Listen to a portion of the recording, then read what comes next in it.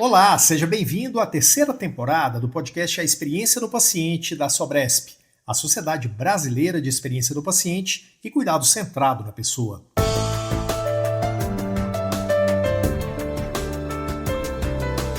Neste espaço, a gente discute melhores práticas, inovações, tendências e os desafios do cuidado humanizado na saúde. O objetivo da Sobresp é transformar a experiência de pacientes, familiares e profissionais, oferecendo insights poderosos para um ecossistema de saúde mais eficiente e centrado nas pessoas. Junte-se a nós e conecte-se a um futuro mais humano na saúde. Veja bem, em 2025, a Sobresp trabalhou com um norte simples e exigente. Mais voz, mais conexão. Este é um episódio diferente, para fechar o ano de 2025. Ele é a síntese da escolha que a Sobresp fez. Não é um best-of, é um mapa de maratona para entender como a experiência do paciente e o cuidado centrado na pessoa amadureceram no Brasil quando deixam de ser ações soltas e passam a ser sustentadas por método, cultura e critério. Ao longo do ano, a gente trouxe temas que atravessaram tecnologia e inteligência artificial com sentido, escuta e melhoria contínua, o cuidado em alta complexidade, que é paliativos, luto, cuidadores, e as condições que sustentam a experiência, ambiente, território, gestão, indicadores e acreditação. Seja qual for o seu lugar no ecossistema, gestor, assistencial, paciente, familiar ou cuidador, a mensagem é a mesma. A experiência não começa no hospital e não termina na alta. E cuidado centrado na pessoa não é abraçação de árvore. É gestão, é prática e é resultado. E aí, preparado para esse episódio de hoje? Então vem comigo, eu sou o Túlio Fonseca e é muito bom estar com você aqui hoje.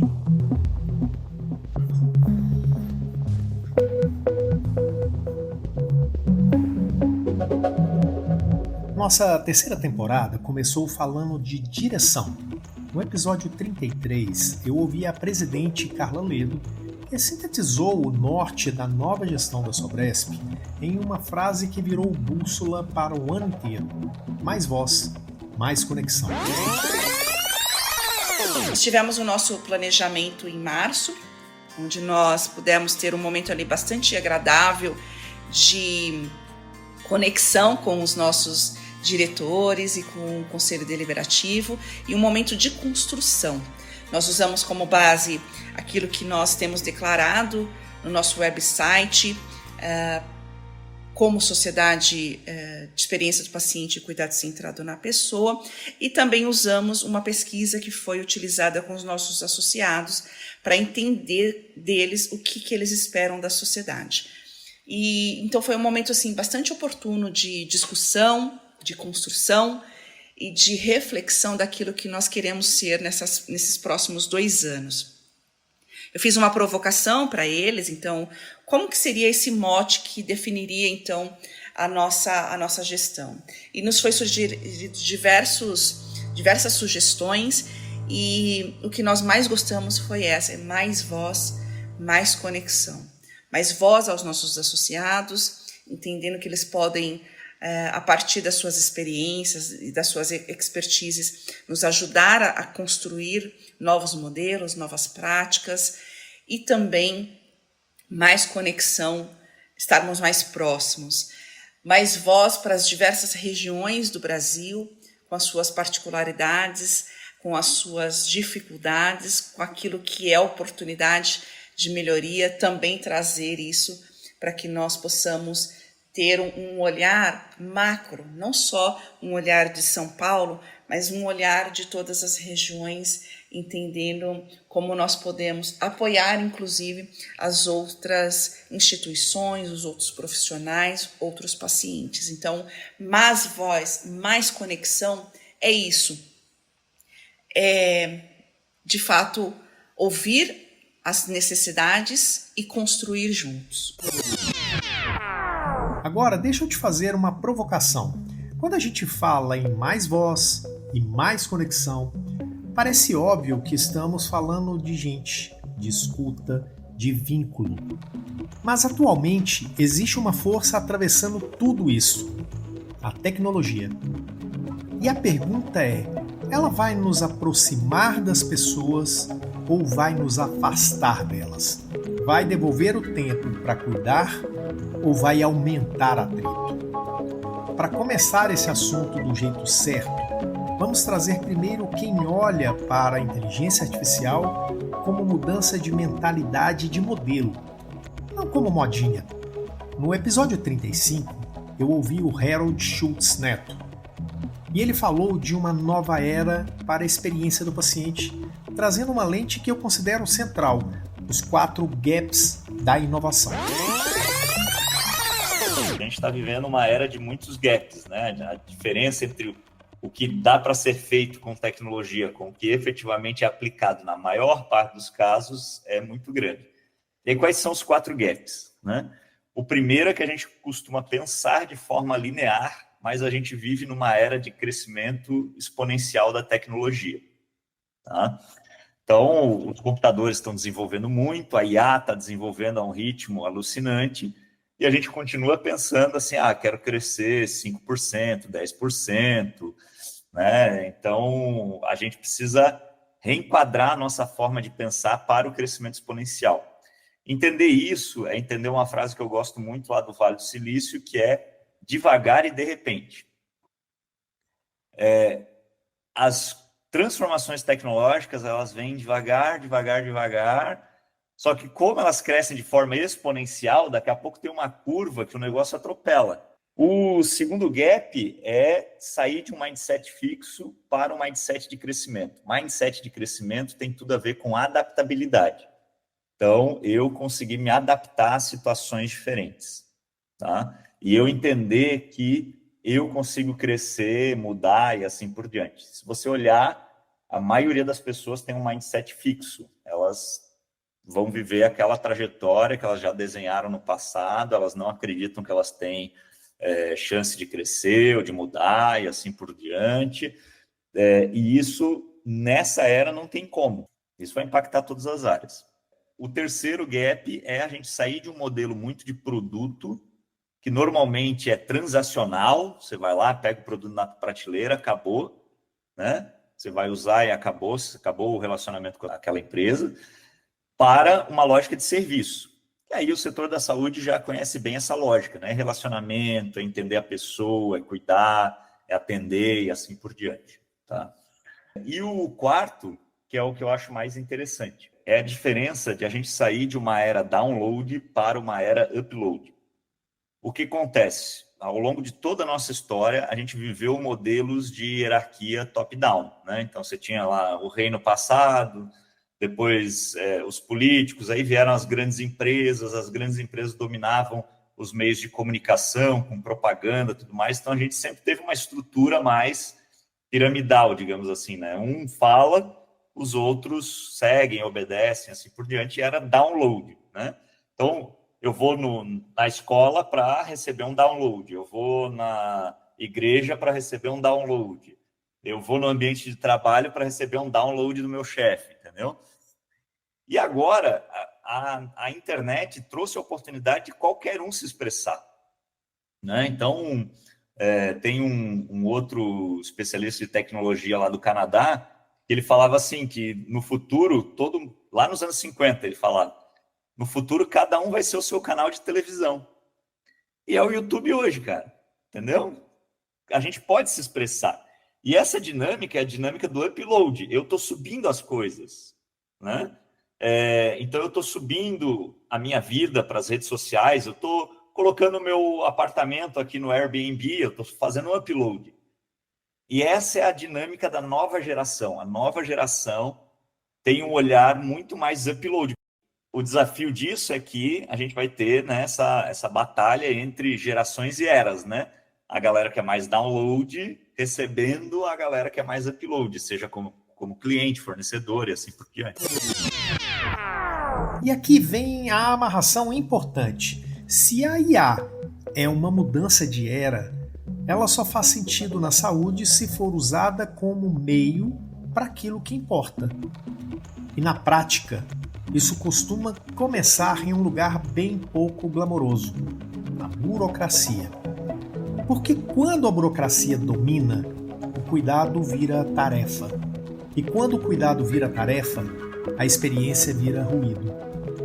Por isso, depois de discutir mentalidade e futuro, vamos trazer um exemplo de tecnologia com sentido. Tecnologia que reduz peso administrativo, devolve tempo para o encontro clínico e, principalmente, medir e ajustar. Quem falou disso conosco foi o César Biselli, que é do time da Alice, lá no episódio 39. Cara, o que eu gosto de fazer, eu agora não estou atendendo mais, é cuidar de gente. A gente gosta de conversar, a gente gosta de diagnosticar. É isso que a gente gosta de fazer, né? Poucos de nós gostam de registrar. Não é essa a característica mais típica, né? Então, a outra coisa que eu vejo é, não só aqui na Alice, mas em diversos cenários, o Google publicou um paper que eu acho muito importante, chama AMY, que as pessoas acharam mais humano o chat com a AI do que com os médicos de família no cenário que eles testaram. E isso mexeu um pouco com todo mundo, né? Assim, como assim mais humano? É impossível ser mais humano porque não é humano. Então, como foi isso? O ponto é que as pessoas percebem na qualidade do texto, na quantidade do texto, na forma que você referencia o que ele falou de volta para a pessoa, uma característica bem humana de empatia. Então, na hora que você fala assim, e aí, eu falo assim, meu filho está com febre, 39 graus, eu estou desesperado, tal. Muitas das vezes a resposta no chat, naquele teste, era, ele teve tal, ele tem alergia.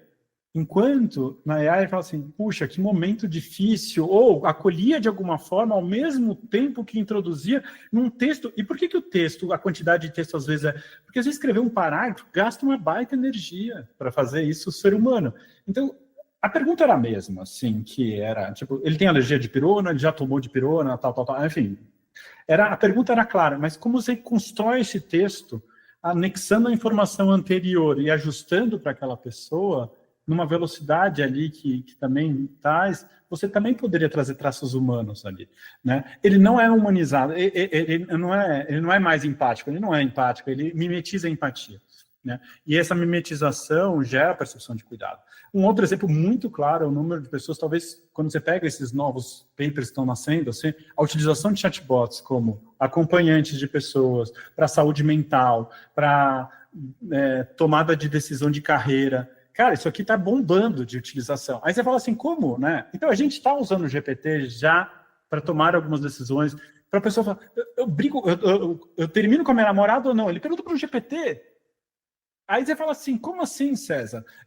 Então, mas é isso. Então, existem algumas características que a gente consegue mimetizar ali e ajudar a pessoa, por técnicas, que é a mesma técnica que a gente ensina aos profissionais de saúde e a gente aprende, ensinar como fazer.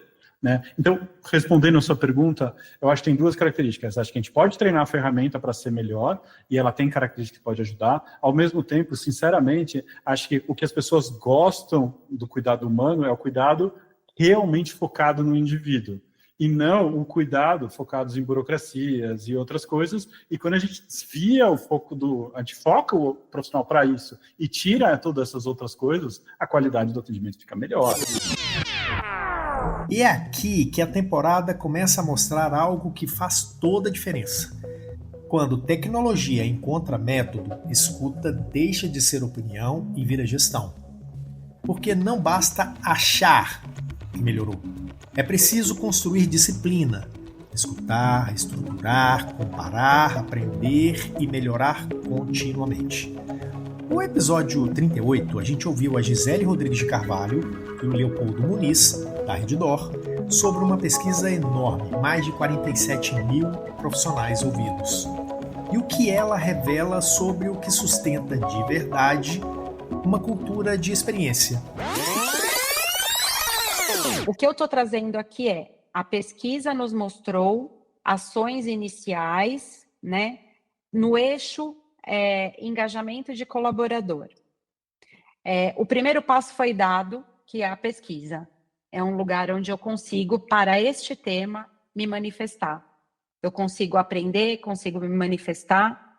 O segundo passo foi endereçar para uma área que já tinha muitas ações, mas que a gente precisava trazer luz para talvez alguns eixos ali que precisariam entrar numa esteira de urgência maior. E aí tem muito a ver com o que nós vivemos hoje, graças a Deus, com a chegada da NR1, né?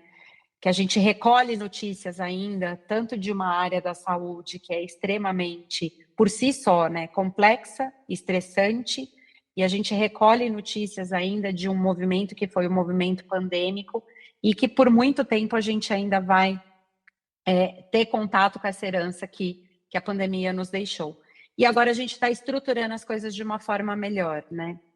E reconhecer isso foi muito bom. Então, esse programa de gestão das emoções. E cada unidade tendo oportunidade de calibrar as suas ações locais. Isso foi muito importante. Então, a depender das notas que cada unidade recebia como um local, né? Eu tenho a minha gestão, a abertura da minha gestão, para eu conseguir participar dos movimentos que são aí voltados para o tema experiência do paciente.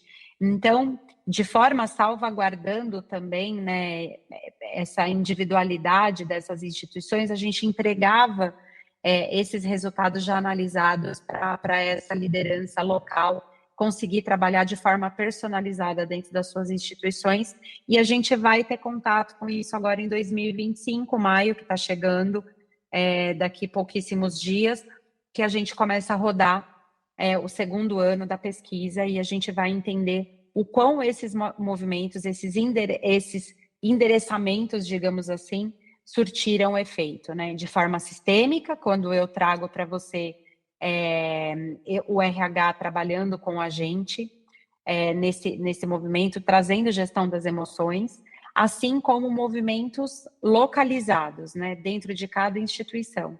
Mas o eixo engajamento do colaborador foi algo que ficou no patamar de ações iniciais. Agora eu quero te levar para o lugar onde o cuidado é testado sem maquiagem, onde a pergunta não é como encantar, mas como sustentar dignidade, onde entram finitude, família, decisões difíceis, luto e humanidade em alta complexidade. O próximo bloco mostra como a experiência do paciente e cuidado centrado na pessoa não são apenas técnica ou processo, são presença. No episódio 36, a gente falou com duas profissionais contando a história da experiência do primeiro hospital público do Brasil totalmente dedicado aos cuidados paliativos, o Hospital Estadual Montserrat, na Bahia. O trecho a seguir é com a Carolina Polônia, e ela nos ajuda a reposicionar o que significa cuidar quando não existe uma promessa fácil. Quando esse hospital ele foi feito, né, a gente está falando do Sistema Único de Saúde, com todas as suas peculiaridades, e a gente fala de um estado que tem renda per capita baixa. Então, nossa população é pobre, tem dificuldade de locomoção, e esse permear dentro da rede era algo complexo. Então, quando a gente olhou para essa estrutura, a gente pensou, ele tem que tentar achar o oásis do cuidado dele aqui. Isso está em construção, tá, Túlio e Cadu? Então, a gente está amarrando e costurando. Hoje mesmo eu tive uma excelente notícia dessa coxa de retalho que a gente está tentando fazer para que a gente construa o manto maior e melhor possível para quem vai ser cuidado lá. Então, se vocês me autorizam, eu quero te falar a projeção do que a gente pensa onde ele quer chegar, tá bom? Então, essa projeção porque ele só existe há 60 dias, é um neném, né? Então, aonde a gente quer chegar? Então, qual o lugar que a gente quer chegar? A gente quer chegar na rede, na identificação do paciente e na tela da regulação. Sejam eles já direcionados pela própria equipe, isso já acontece. Então, ele é avaliado por 3 médicas com formação em cuidados paliativos. O que é legal nisso? Que hoje, o critério de avaliação na SE é tipo, É perfil, não é perfil e acabou a conversa. A gente não é assim. Então, nossa justificativa, inclusive, é ajuste, veja se tem isso, ou então a gente identificou que o paciente que mora muito longe de Salvador, a transferência poderia causar mais sofrimento para o paciente. A gente liga, a gente orienta a medicação, a gente orienta o processo de fim de vida. Então, a telemedicina ela vai entrar auxiliando a lista de regulação, para que o paciente tenha dignidade de morte para além da fronteira. Então, vamos imaginar as cenas de entrada, né? Esses pacientes, eles estão entrando, isso a gente acabou de ganhar recentemente, um sistema que é o nosso sonho de consumo Brasil. É começar a ter um sistema que você pense em rede, que a gente consiga ter acesso aos prontuários. Eu acho que aqui na Bahia a gente vai conseguir ter esse permeio, né, Lili? Então, a gente está conseguindo um sistema que ele conversa com pré-hospitalar, com hospitalar de grande porte, então a gente tem vários, e agora está começando a entrar em atenção primária. Então, vamos imaginar que Maria está sendo atendida. Isso. Maria está sendo atendida em domicílio, Maria entra com critério para cuidados paliativos, Maria tem intercorrência. O pessoal da atenção primária já sinalizou que Maria é esse perfil, então o SAMU, que tem o mesmo sistema, já viu. Aí o SAMU sinaliza para a telemedicina, olha, Maria está lá em Cajazeiras e está entrando em processo de fim de vida. A gente tenta link com a atenção primária para manter cuidado. Não deu certo, o SAMU deu conta. Então, de repente, esse paciente, em vez de ir para a UPA, ir direto para o Monte Serra.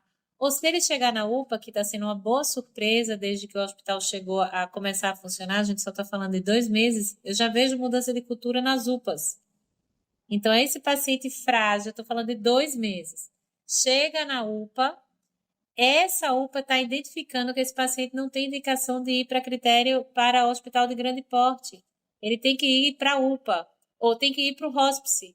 Automaticamente põe em tela, o tempo de transferência está sendo de 24 horas. Então, eu estou falando de pessoas que iriam ficar morrendo, sofrendo nas UPAs da vida, ela está sendo transferida para o hospital que tem adequação do cuidado. Graças a esse sistema, que isso já é real hoje. Isso já está acontecendo nesse momento. Inclusive, as UPAs estão brilhando. A gente manda estrelinhas para as UPAs porque eles botam. Definido, eu estou falando da UPA, eles não têm que definir PAC, eles não têm que definir plano avançado de cuidado, mas eles definem. Eles botam lá, paciente com critério para indicação do hospital, está manejando o sintoma desse jeito, essa é a performance, a gente já consegue ver performance na classificação da UPA. Eu nunca imaginei estar viva a ver isso. Estou vendo isso agora acontecendo nesse instante. E aí, o critério para entrada é ordem de não reanimação e não UTI. Então, tem que ter tido essa conversa. No mínimo, entre a equipe, como a gente recebe paciente que é morador de rua, então a equipe define, escreve e manda, porque senão não pode mandar. Então, a gente força o sistema a ter comunicação. Então, isso já está acontecendo.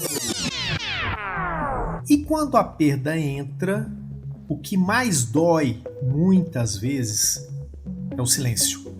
Nomear é parte do cuidado. Dar linguagem ao que acontece é parte do processo de cura, mesmo quando não há cura clínica.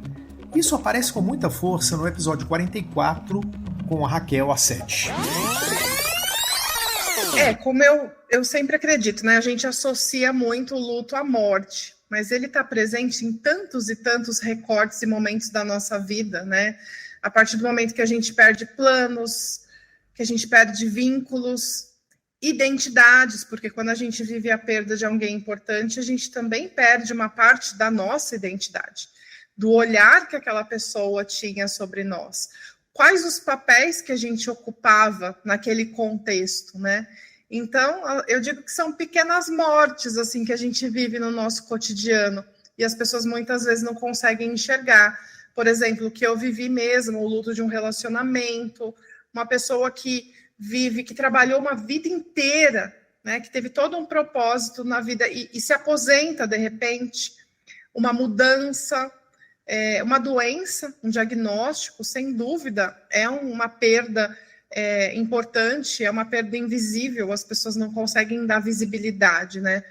E na jornada do paciente, eu acho que isso é muito evidente, porque ele não perde só a saúde, né? Ele não vai perdendo só o contexto de planos para o futuro, ele começa a questionar muitas coisas, muitos planos. Ele tem um mundo, a gente tem um conceito no luto que é o mundo presumido, né? Aquele mundo que a gente tem essa segurança, nós queremos controlar tudo, né?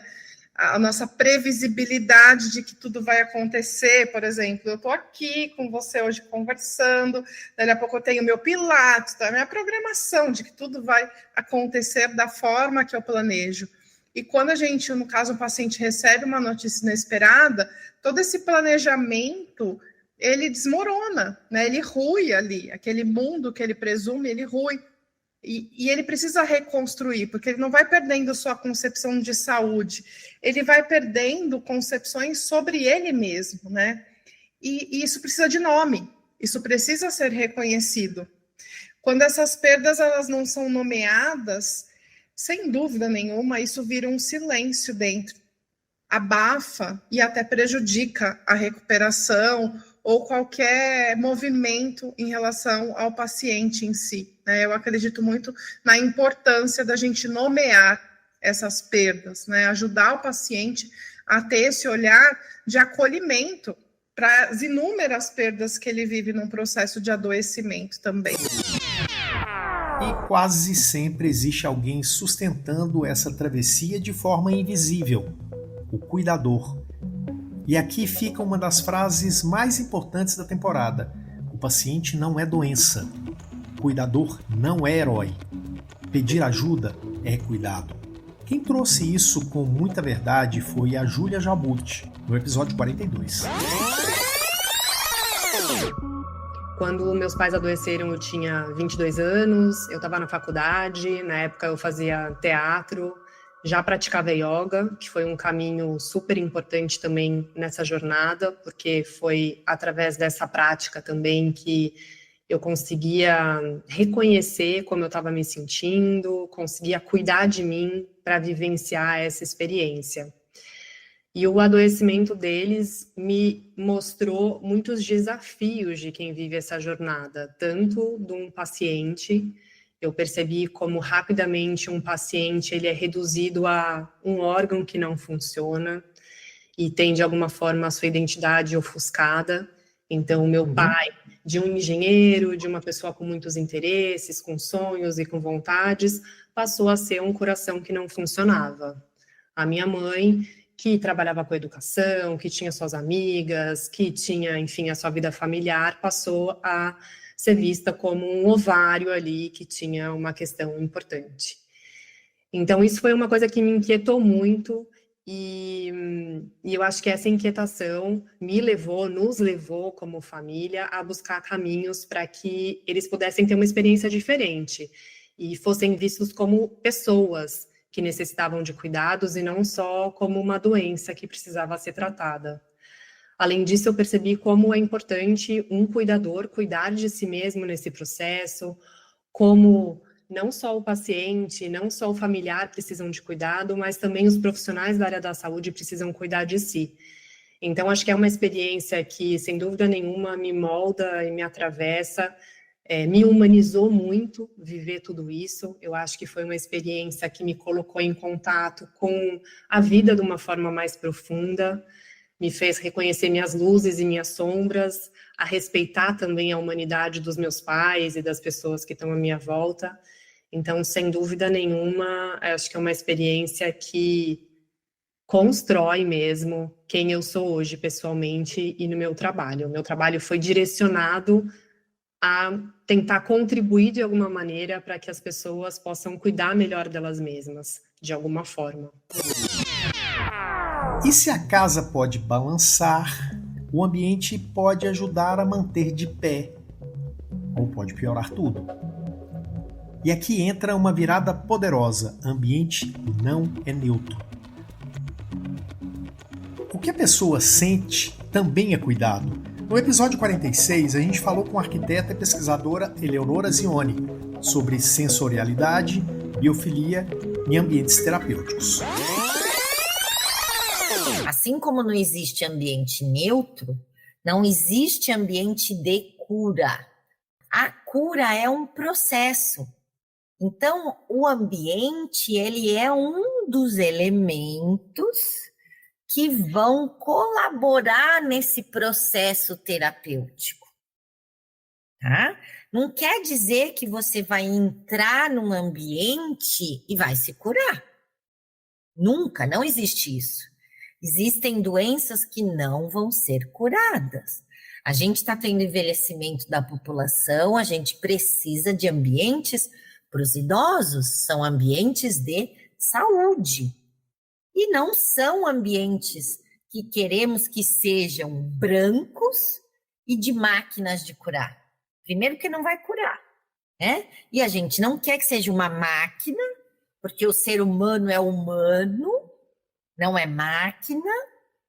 E a gente precisa fazer algo para o ambiente que a pessoa se identifique, que seja humanizado, né? Porque o ser humano tem essa questão comportamental de gostar, né, do que é amigável, do que é saudável, do que é semelhante a ele. Eu acho que hoje a gente compreende, tem evidências científicas, evidências de mercado, evidências comportamentais, porque o ser humano, a gente precisa usar, né, evidências e dados, né, indicadores quantitativos, indicadores qualitativos, né, porque a gente é complexo. Todas essas evidências demonstram que a gente precisa ter um ambiente hospitalar convidativo, um ambiente acolhedor, né, amigável, né, que esse hospital não é uma máquina e ele vai fazer a pessoa se sentir bem. É esse o objetivo. Mesmo na área mais crítica do hospital, como eu falei, são as áreas laboratórios, nível de segurança 4, centros cirúrgicos, salas híbridas, né, complexas, com nível de biossegurança muito alto. Uma sala híbrida é uma sala de cirurgia que combina o exame com o procedimento cirúrgico, né? Então, é o que a gente tem de mais complexo hoje num hospital, né? E, claro, tem exigências técnicas, exigências de biossegurança, mas, sim, a gente pode aplicar biofilia numa sala de cirurgia, e, aliás, eu já fiz isso, né, em alguns hospitais que projetei, que dei consultoria, porque a biofilia não é só o verde da natureza, com planta, com terra, com sujeira. A imagem da natureza aplicada numa parede de uma sala de cirurgia traz esse benefício, né, para a pessoa que está fazendo a cirurgia, para as pessoas, para a equipe, né, que está ali. Mas é fundamental entender, a experiência não termina no hospital. Território, educação e cultura também entram no plano terapêutico. E isso muda tudo, inclusive o jeito como a gente pensa indicadores. No episódio 41, nossa convidada foi a médica Mayara Floss, falando sobre prescrição social, cuidado centrado com vida real, sem romantização, com barreiras reais para escalar, especialmente quando o assunto é SUS. A equidade, para mim, é sempre um conceito muito desafiador e de como a gente vai chegar. O conceito em si não, né? Que a gente conseguir garantir que as pessoas tenham acessos, né? Mesmo pessoas com necessidades diferentes. E os atendimentos sociais é isso, né? São muitos distintos. Então, eu acho que muito a gente pensar numa atenção primária à saúde, num sistema público forte, que consiga olhar para diferentes territórios de diferentes formas. Então, eu estou trabalhando numa região indígena. Qual que é o tipo de necessidade que tem esse local? Eu estou numa área rural, numa população ribeirinha, né? Quais são os... Então, a equidade, ela vai variar de território para território. Já trabalhei em diferentes territórios com diferentes especificidades, assim. Mas eu acho que voltar a estudar, eu acho que acessar a natureza, acessar a cidadania, acessar a cultura, são formas de nós garantir equidade quando a gente pensa nesses determinantes sociais. Eu tenho uma história de uma situação de uma paciente que ela ouviu pela primeira vez uma pessoa tocando violino por uma ação que a gente fez de tocar o violino na agrofloresta, que a gente está plantando nos fundos do centro de saúde.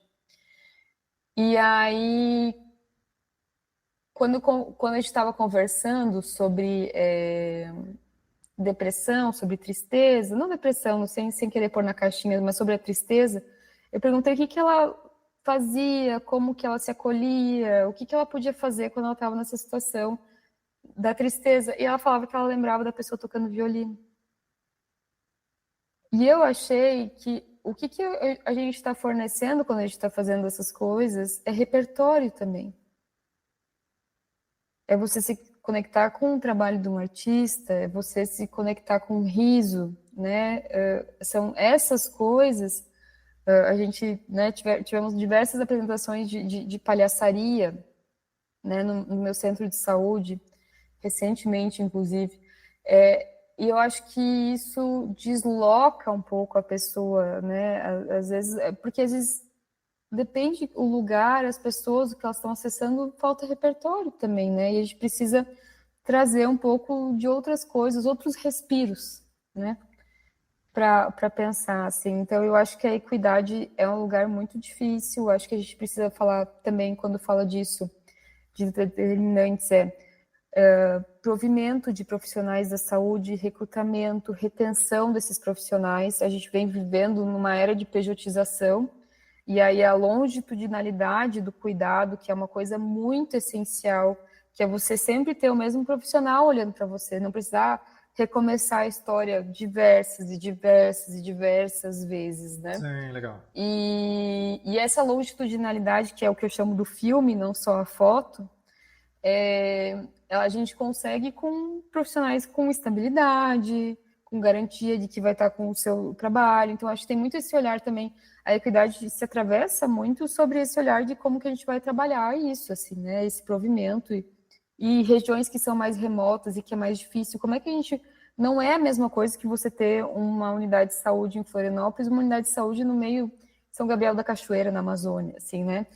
E as distâncias, e como é que a gente vai... Eu acho que muito também é passar pelo olhar do profissional, né? A gente poder falar sobre burnout, sobre estresse, sobre talvez redução da carga horária, sobre como que a gente pode trabalhar com a qualidade, porque o profissional estar bem significa também poder fornecer um cuidado de qualidade, assim, né? Então, acho que a equidade, ela tem muitas camadas para a gente olhar, assim, né? E para isso escalar, precisa virar estratégia, indicador e decisão. Precisa sair do discurso e virar gestão. No episódio 43, quem falou conosco foi a Carla Ber, diretora do Plenitude Brasil, mostrando como o cuidado centrado na pessoa pode ser tratado como um modelo de gestão. Mede, melhora e sustenta. Quando a gente começou a falar de cuidado centrado, e aí nem na pessoa, né, mas a gente falava de cuidado centrado no paciente, isso foi muito apresentado como uma abordagem humanizada, né? E isso muito focado em empatia, em emoções, em relações, né? E sem necessariamente vincular tudo isso a indicadores de desempenho. E com isso, né, eu acho que muitos líderes associaram, né, enfim, esse tema do cuidado centrado na pessoa muito a atitudes individuais, né, então da equipe, principalmente assistencial, e não necessariamente a um modelo de gestão institucional. E hoje eu observo que o mercado brasileiro ainda não possui muitas ferramentas para mensurar esses impactos objetivos que o cuidado centrado na pessoa traz.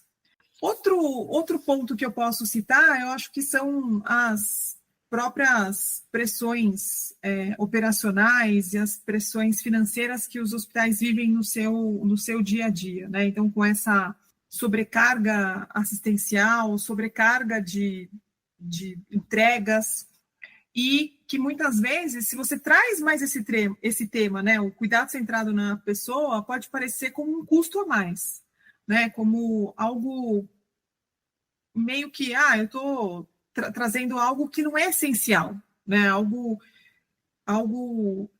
extra mesmo, né, e que isso não está conectado ao que a gente fala, né, como um motor de eficiência e sustentabilidade para a organização. E o último ponto que eu queria citar é um ponto também um pouco cultural, né? Que a gente sabe que a saúde, né, ela foi desenhada com um foco muito focado no médico e focado na organização, né? Então, eu acho que essa cultura, né, então, com essa centralidade, né, na organização e no médico, ela dificulta um pouco essa nova maneira de pensar, né, que o cuidado centrado na pessoa traz, que é envolver o paciente, os familiares, as equipes, né, na tomada de decisão da organização. E quando vira gestão, acontece o passo mais decisivo para a maturidade do campo: virar critério auditável. Porque aquilo que vira requisito, avaliação e auditoria, muda comportamento institucional. Foi isso que apareceu com força no episódio 47, o último da temporada, quando eu conversei com a Alexia Costa, do grupo IBIS, sobre acreditação e governança, e sobre como experiência do paciente e cuidado centrado na pessoa começam a entrar no core do que é cobrado das organizações. Eu penso que essa formalização, né, de transformar a experiência do paciente em requisitos ou critérios que sejam auditáveis, né, que sejam verificáveis, é um sinal de 3 mudanças, né, que os sistemas de acreditação no mundo inteiro têm realizado, né? Mas eu entendo 3 mudanças importantes, né? A primeira é da qualidade mais técnica que a gente vivia, né, numa história aí bastante recente, para uma qualidade mais focada em relacionamento, né? Então, historicamente, a acreditação focava muito só em segurança, gestão clínica, processos, por exemplo, medicação segura, cirurgia segura, controle de infecções. E recentemente, quando eu digo recentemente, de 8 anos para cá, as principais metodologias de acreditação começaram a incorporar critérios mais objetivos sobre experiência e sobre cuidado centrado. Inclusive a ONA, né, nessa última revisão agora de 2026, que acabou de ser lançada, elas já trazem, né, bastante essa questão da jornada do paciente. Então, eu acho que o sistema hoje reconhece que os resultados clínicos e a experiência têm que caminhar juntos, não tem, né, que ser uma coisa separada, e que esse paciente insatisfeito ou que teve uma experiência ruim, ele tem maior risco de não adesão e piores desfechos, né? Não é a Alexia que está falando, são os principais artigos científicos, né? Tanto aquele Crossing the Quality Chasm, que desde 2001 já citava a experiência do paciente de maneira enfática, os próprios artigos que a gente tem, né, do Barry Institute, que eu acompanho aí com bastante afinco. Então, essa questão de qualidade e experiência, hoje, ela é indissociável. Acho que a segunda questão é que incluir esses padrões significa que as instituições, elas não podem mais só ficar falando de empatia, de compaixão, né? Hoje, elas precisam demonstrar evidências de tudo isso. Por exemplo, né, a escuta estruturada junto ao paciente, ao familiar, uma governança que inclua representantes de usuários, métricas de experiência e planos de melhoria quanto a essa experiência, que muitas vezes, né, não é tão boa assim, e é uma mudança de prioridade, né, a reputação e a humanização que viram indicadores de qualidade para que a gente possa continuar nessa jornada de melhoria contínua, que é a base, né, da acreditação. E, por último, que essa formalização, ela requer uma governança mais robusta, né? Então, quando a gente fala de experiência do paciente, a gente está citando nessa governança robusta, criação de comitês, estruturação de indicadores, o que desloca as decisões de puramente técnicas e perceptivas um diálogo, né, embasado para você conseguir se relacionar melhor com pacientes, usuários, né, os seus seguradores, enfim, né, quem está efetivamente ou comprando o seu serviço ou fornecendo subsídios para o seu serviço funcionar, né, e dessa forma, com essa base mais técnica, você consegue alinhar prioridades, né, onde investir melhor o seu recurso financeiro, o seu recurso humano, e efetivamente acho que isso muda tudo, né? A gente começa a mensurar a experiência de uma forma também na acreditação e não só com pesquisas.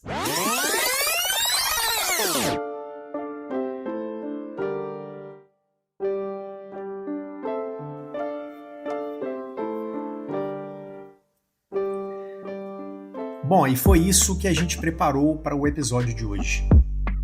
Se 2025 mostrou a transversalidade de experiência do paciente e cuidado centrado na pessoa, o próximo passo é entender como uma sociedade sustenta isso com rigor, curadoria, coerência, critérios e produção de conhecimento que não depende de modismo.